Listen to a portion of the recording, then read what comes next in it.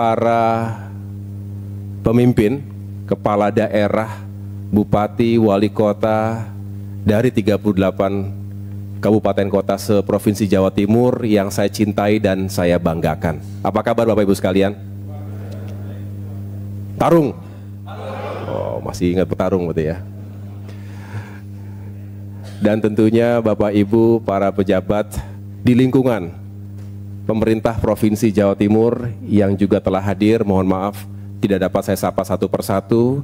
Yang jelas saya hadir dengan sukacita karena berbicara tema hari ini memang fokus pada upaya menghadirkan ketahanan bahkan kedaulatan pangan di Jawa Timur.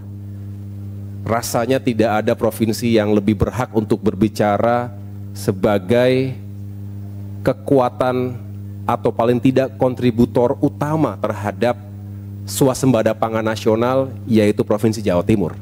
Apalagi melihat pencapaiannya selama ini. Jadi saya rasa mari kita awali langkah baru kita semua ini, baik Kabinet Merah Putih maupun Bapak Ibu sebagai pemimpin di daerah, untuk sama-sama membangun optimisme bisa mencapai target-target yang baik ke depan. Bisa ditampilkan slide-nya? Nah, sebagai disclaimer, supaya juga saya tidak offside, saya tentu tidak akan masuk terlalu banyak terkait dengan strategi dan kebijakan pangannya.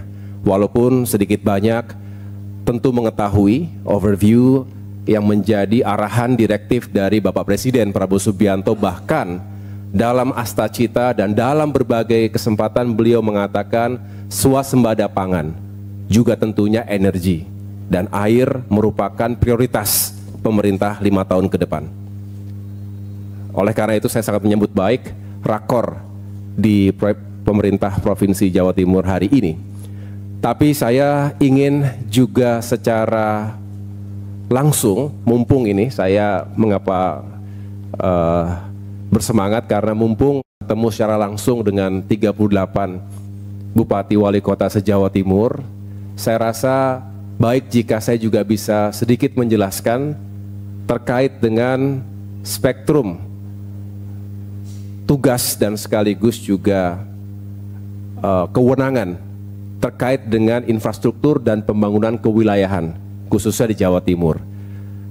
Pada saat 1 hari sebelum penutupan retreat di Magelang, saya juga sudah menyampaikan big overview tentang Kemenko Infrastruktur dan apa saja yang dijalankan. Tentu tidak terlalu banyak yang bisa dielaborasi terkait dengan Jawa Timur. Nah, sekarang tentunya saya ingin masuk ke sektor-sektor yang menjadi perhatian dan prioritas ke depan. Pertama, kembali saya mengucapkan selamat dan sukses kepada para pemimpin Jawa Timur. Bapak Ibu semuanya adalah harapan masyarakat dan saya rasa semua ingin menjalankan yang terbaik. Semoga diberikan kekuatan, kesehatan Bapak Ibu sekalian, dan dimudahkan jalannya untuk mewujudkan aspirasi masyarakat yang telah menitipkan harapannya kepada Bapak Ibu sekalian. Mudah-mudahan nggak ada foto yang salah di sini. Kalau ada yang salah saya mohon maaf. Karena ini sebetulnya sensitif nih kalau menampilkan foto ini. Tapi saya rasa bener nggak nih? Ya, mudah-mudahan nggak ada yang salah ya. Yang jelas ke Jawa Timur seperti rumah sendiri.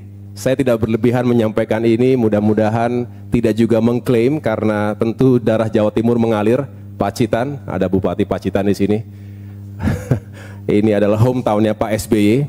Sekarang berdiri museum dan galeri yang juga menjadi daya tarik sekaligus menjadi wahana edukasi dan sejarah. Saya sendiri cukup sering, bukan cukup, sangat sering datang ke Jawa Timur karena memang yang saya sampaikan di awal tadi, kekuatan Jawa Timur ini luar biasa secara ekonomi, sosial, juga politik tentunya. Kita semua politisi di sini, saya rasa tidak salah kalau kita sering datang ke Jawa Timur. Secara politik juga sangat kuat.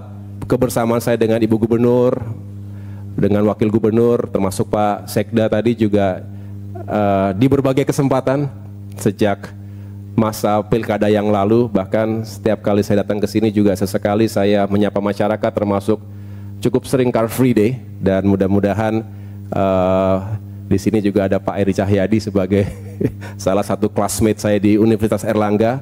Mengapa saya kuliah di Unair itu juga karena salah satu bentuk saya ingin lebih dekat dengan masyarakat Jawa Timur, ya. Saya mulai dengan agenda tidak banyak, ada 3 saja. Yang pertama, saya tentu tidak akan menggurui, Bapak Ibu jauh lebih mengetahui apa yang menjadi potensi dan tantangan Jawa Timur. Lalu saya masuk ke pembangunan infrastruktur yang akan dijalankan atau tengah berjalan saat ini, dan tentunya ajakan moral kepada kita semua untuk memperkuat sinergi dan kolaborasi. Disclaimer, saya tentu tidak bisa masuk ke wilayah yang sangat teknis, karena ada 5 kementerian teknis yang mungkin bisa lebih baik memberikan respon ataupun justru sama-sama duduk untuk mencari solusi, ya. Tetapi kita gunakan forum ini untuk melihat big picture-nya, sekaligus tentu juga dengan senang saya bisa menghubungkan kalau ada aspirasi dari Bapak Ibu sekalian yang bisa saya langsung teruskan ke 5 kementerian teknis atau siapapun yang terkait dalam urusan infrastruktur di tempat Bapak Ibu, sekaligus kalau ada permasalahan yang sudah pelik atau sudah akut selama ini juga mudah-mudahan dengan hadirnya Kemenko Infrastruktur ini bisa dicarikan solusi yang lebih baik ke depan. Potensi dan tantangan Jawa Timur, saya rasa kita semua sepakat bahwa Jawa Timur sekali lagi memiliki nilai yang sangat strategis. Dari jumlah penduduknya nomor 2 di Indonesia, dan dari sisi administratifnya ada 38 kabupaten kota, saya rasa tidak ada yang lebih besar, tidak ada yang lebih banyak dari Jawa Timur. Jadi memimpin Jawa Timur itu benar-benar membutuhkan kekuatan dan juga kecerdasan, sehingga saya sangat mengapresiasi Ibu Gubernur, Mas Wakil Gubernur yang selama ini solid menjalankan kepemimpinan secara bersama-sama, tentunya dibantu oleh para pejabat di Pemprov dan sekaligus dukungan timbal balik dengan para pemimpin di kabupaten kota. Tentu kita juga tahu bahwa secara geografis selain keindahan alam, selain potensi pariwisata yang kita miliki, pantai-pantai yang begitu indah, tapi juga menyimpan berbagai kerentanan. Oleh karena itu kita juga harus selalu waspada terhadap bencana alam. Ini yang juga harus kita perhatikan, sehingga infrastruktur juga harus resilience. Gerbang strategis Indonesia, utamanya ke wilayah timur, ini juga menjadi keniscayaan. Oleh karena itu konektivitas Jawa Timur ke seluruh Indonesia, terutama sekali lagi ke Indonesia bagian timur, ini juga harus menjadi perhatian kita. Selebihnya kita juga senang tadi Ibu Gubernur, tadi saya catat ya Bu ya, bahwa 2,2 juta ton beras ya sebagai targetnya untuk Jawa Timur. Kemudian tambahannya itu kan, tambahannya Bu ya, tambahannya. Sedangkan hari ini kita atau Jawa Timur itu sudah merupakan kontributor terbesar secara nasional untuk produksi gabah kering giling 9,2 juta ton, dan sekali lagi nanti akan dijelaskan tentunya oleh Menko Pangan. Tetapi yang jelas ini semua memberikan gambaran kepada kita bahwa kalau Jawa Timur ingin dipush terus menjadi kontributor yang sangat signifikan terhadap produksi pangan nasional, maka ya harus dibenahi segala fasilitas pendukungnya, harus tepat teknologinya, harus tepat alat peralatan yang harus di deploy di lapangan. Dengan demikian harapannya sekali lagi bisa meningkatkan produktivitas pertanian kita di berbagai komoditas. Nah, kemudian saya juga ingin saya rasa ini juga sangat signifikan dalam kontribusinya terhadap PDB secara nasional. Lalu kita juga ada beberapa tantangan yang perlu kita carikan solusinya. Ini tidak urut ya, tetapi paling tidak beberapa yang saya anggap bisa menjadi highlight. Tadi sampah juga diangkat isu ini, nanti akan saya jelaskan lebih lanjut. Lalu ada beberapa yang mungkin rawan bencana. Yang ketiga, belum optimalnya sebagian produktivitas pertanian, kemudian belum optimalnya juga beberapa moda transportasi, dan bagaimana kita ingin meningkatkan konektivitas logistik. Dan terakhir adalah mungkin masih ada ketimpangan atau belum meratanya tingkat kesejahteraan di wilayah pegunungan dan juga pulau-pulau. Saya ingin masuk di bagian kedua terkait dengan apa yang menjadi visi dan misi. Saya rasa kita semua sudah hafal sampai dengan hari ini. Ini juga saya ulangi lagi, ada paling tidak asta cita nomor 2, 3, 4, 5, 6, bahkan 7 yang terkait dengan infrastruktur dan pembangunan kewilayahan yang relevan dengan apa yang kita bahas hari ini. Dan arahan Presiden kembali juga saya ingatkan, karena ini berkali-kali pula Bapak Presiden mengingatkan bahwa pembangunan infrastruktur itu benar-benar harus mendukung langsung swasembada pangan, energi, dan air. Jadi kalau ada yang tidak langsung berdampak pada swasembada pangan, energi, dan air ini, mungkin masih bisa kita simpan terlebih dahulu sebagai prioritas yang bisa kita hadirkan setelah swasembada ini terjadi. Yang kedua, infrastruktur harus berdampak langsung pada kualitas hidup masyarakat kita, baik melalui sektor pendidikan, kesehatan, kemudian juga kita ingin perumahan ini benar-benar mengayomi masyarakat kita, dan pada akhirnya kita berharap juga terjadi penciptaan lapangan kerja. Infrastruktur juga harus mendukung konektivitas dan mengintegrasikan seluruh wilayah. Dan yang keempat, pembangunan infrastruktur yang besar harus dilakukan dengan kerjasama dengan dunia usaha. Tadi Ibu Gubernur mengangkat skema public-private partnership atau kerjasama pemerintah dan badan usaha. Saya rasa ini yang harus menjadi kreativitas dari para kepala daerah. Karena kita tahu dengan adanya efisiensi anggaran, juga pasti ada dampak yang cukup besar pada sektor infrastruktur. Tetapi dengan upaya skema yang dibangun tadi yang saya sampaikan, juga termasuk yang paling penting adalah mencegah terjadinya kebocoran dan melakukan efisiensi di berbagai sektor, maka mudah-mudahan anggaran APBN yang tadi terbatas jumlahnya ditambah dengan sumber-sumber pendanaan yang lainnya bisa menjadi solusi dalam pembangunan infrastruktur ke depan. Bapak Ibu sekalian, orkestrasi ini penting. Saya akan secara langsung dan terbuka menyampaikan bahwa memang seringkali yang tidak mudah adalah terjadinya ego sektoral. Dan ini saya rasa juga terjadi di tingkat pemerintahan provinsi, kabupaten, kota. Betul Bapak Ibu sekalian? Kalau ada yang tidak ada ego sektoral sama sekali, tolong beritahu saya, karena saya pasti akan datang untuk belajar bagaimana ada pemerintahan yang benar-benar lebur antara stakeholders, tidak ada batas-batas, tidak ada sekat-sekat yang mengedepankan ego sektoral tadi. Tapi yang jelas 5 kementerian ini semakin hari saya nilai semakin memahami permasalahan dan saling memberikan dukungan satu sama lain. Harapannya ini bisa ditranslate, bisa diterjemahkan juga ke berbagai wilayah, karena kalau kami kompak di pusat, harusnya elemen-elemen dari 5 kementerian ini juga kompak di tingkat provinsi, kabupaten, kota. Kalaupun ada yang belum lancar komunikasinya, bisa disampaikan sehingga kita tidak terkendala hanya karena komunikasi dan koordinasi. Saya masuk supaya lebih jelas begitu ya, saya petakan ini sesuai dengan fungsi atau tupoksi dari masing-masing kementerian. Yang pertama tentu berbicara pertanahan dan tata ruang.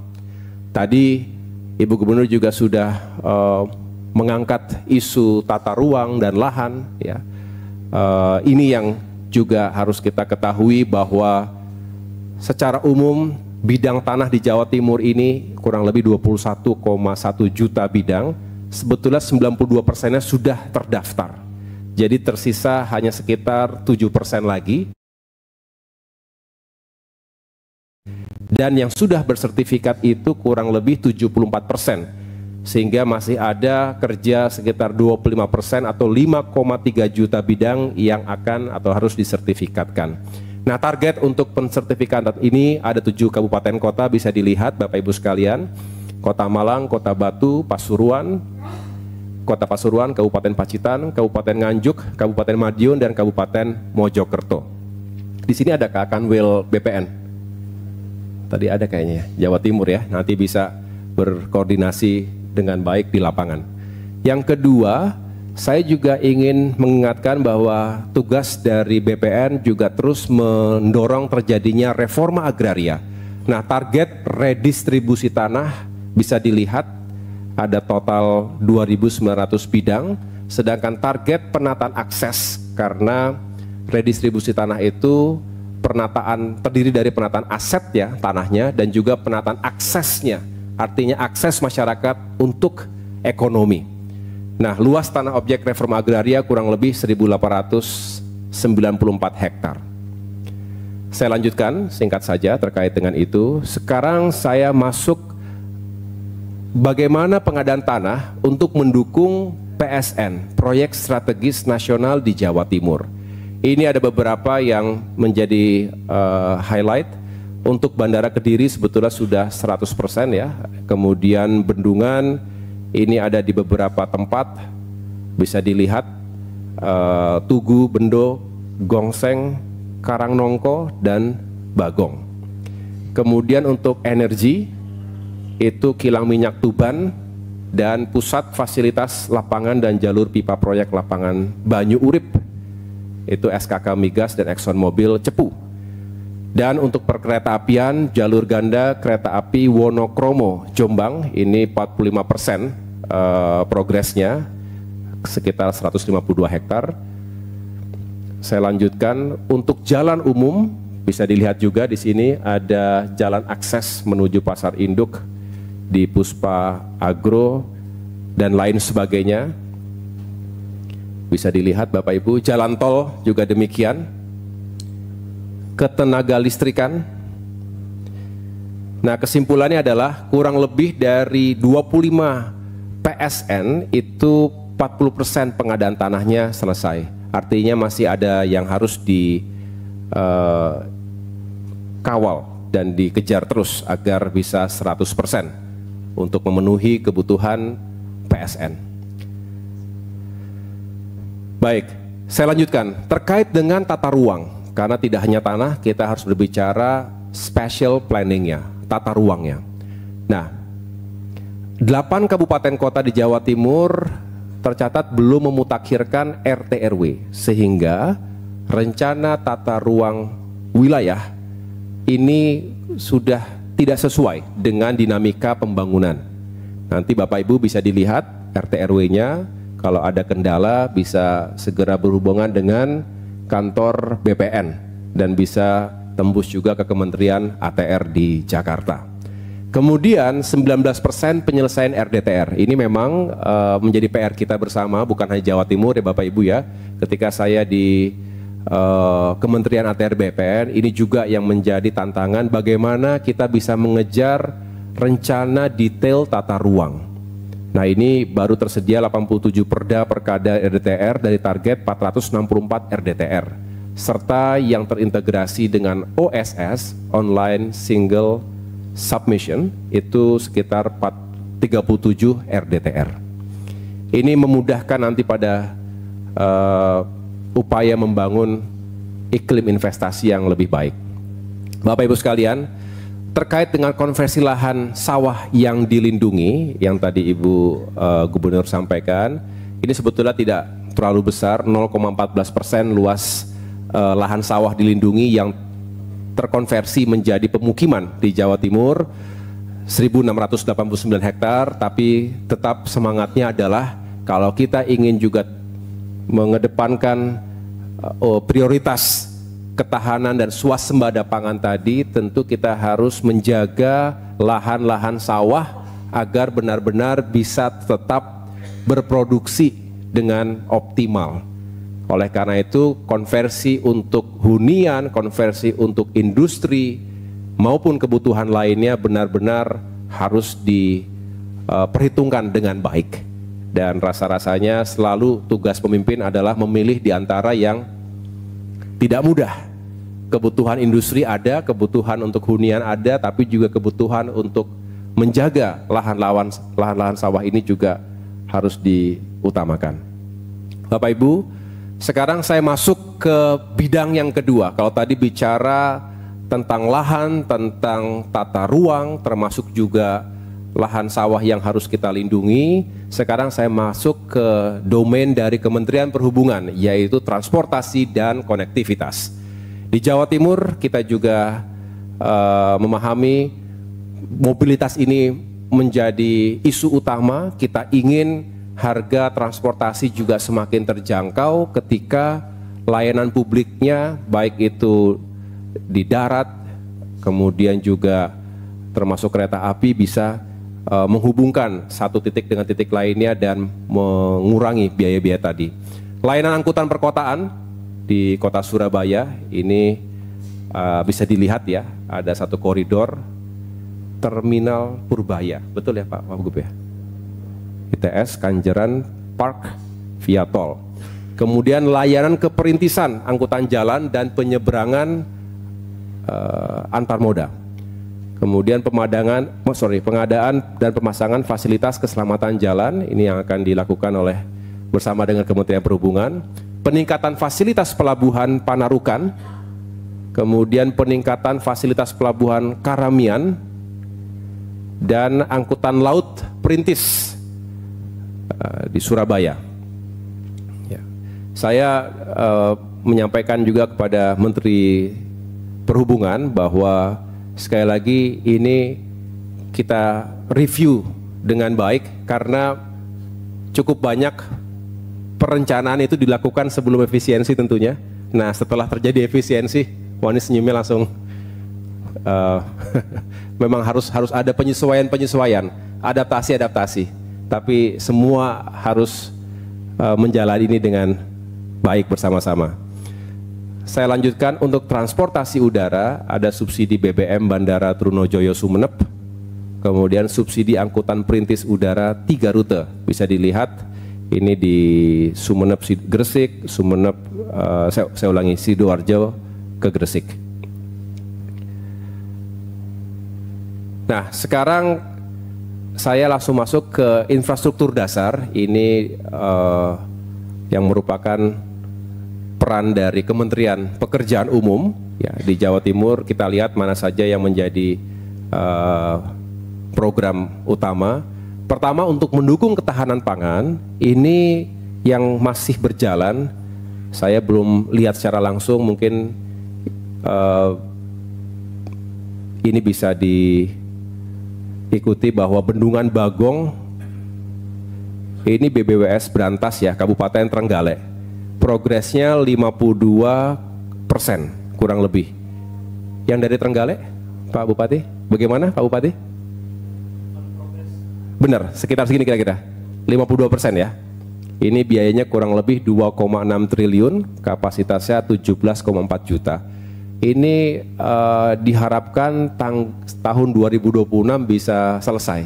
Oleh karena itu, mari kita kawal bersama, semoga tidak ada kendala di lapangan sehingga tadi air baku bisa tersedia, irigasinya juga bisa mengairi sawah-sawah sekitar 977 hektar dan tentunya juga upaya untuk mereduksi banjir.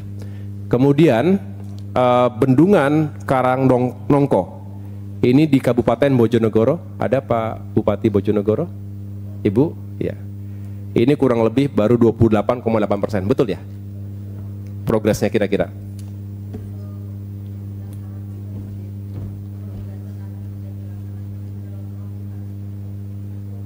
Oh, kerohiman buat masyarakat. Oke, makasih. Baik. Ini juga sama, multi purpose, multiguna. Mudah-mudahan bisa segera dipercepat prosesnya. Wassalam. Pak Menko. Lanjut. Ya. Udah cek harga. Udah. Pak Menko setiap hari ngecek harga pasar.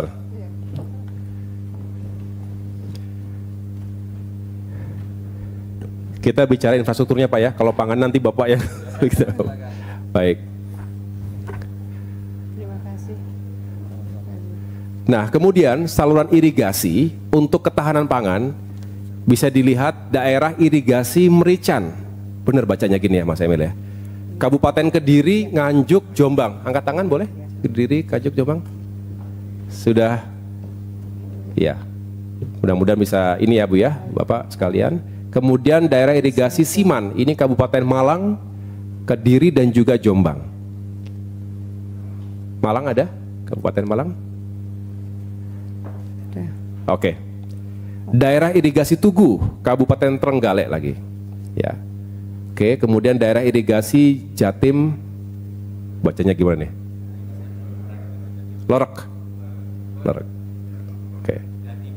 Lerek, Jatim Lerek. Oke.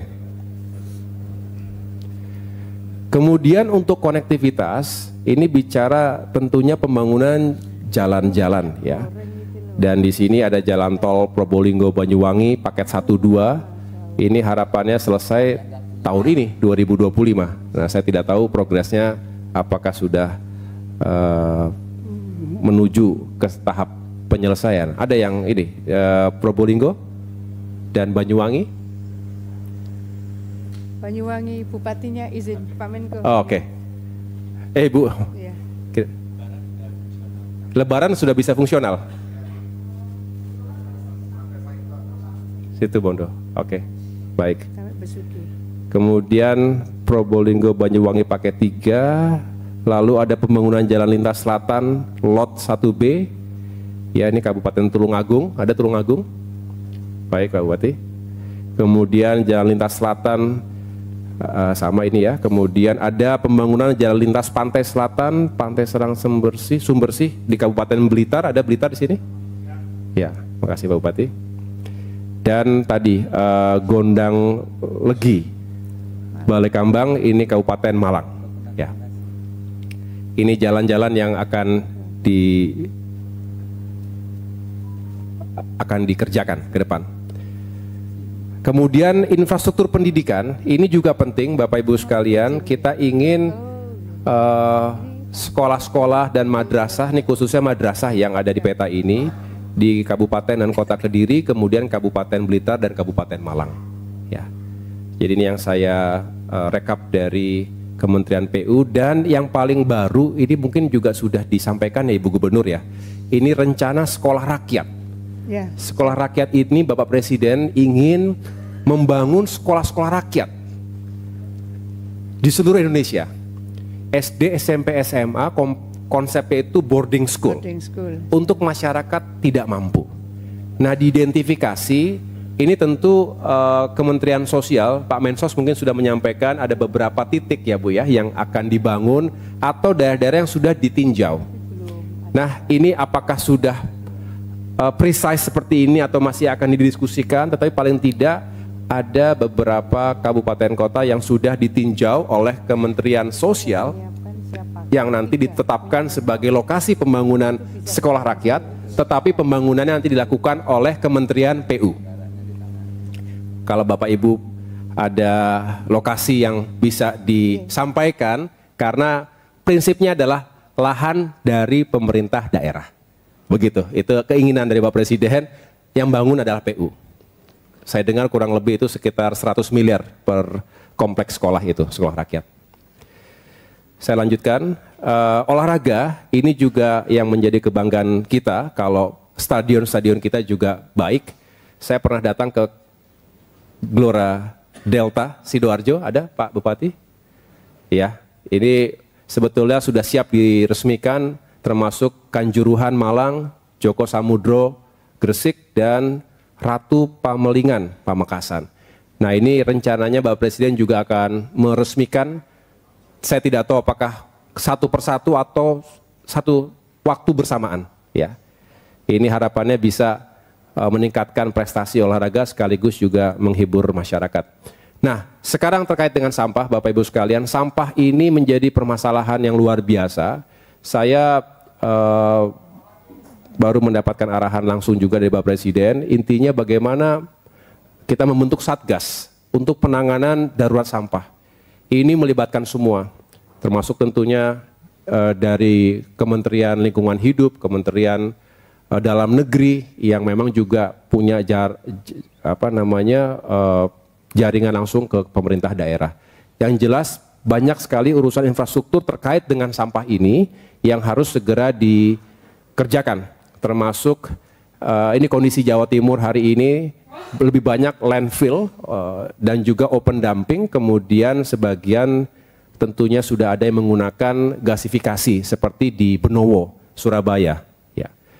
Harapannya adalah kita ingin mencari best practice di berbagai kabupaten kota, ini beberapa saja dari Jawa Timur, baik di Banyuwangi, Lamongan, Sidoarjo, dan Malang, dan tentunya tadi untuk waste to energy, walaupun kapasitasnya masih sangat kecil untuk Surabaya, tapi memang skala ini berbeda-beda. Ada kota metropolitan tentu tidak sama dengan sampah yang ada di kabupaten yang lainnya.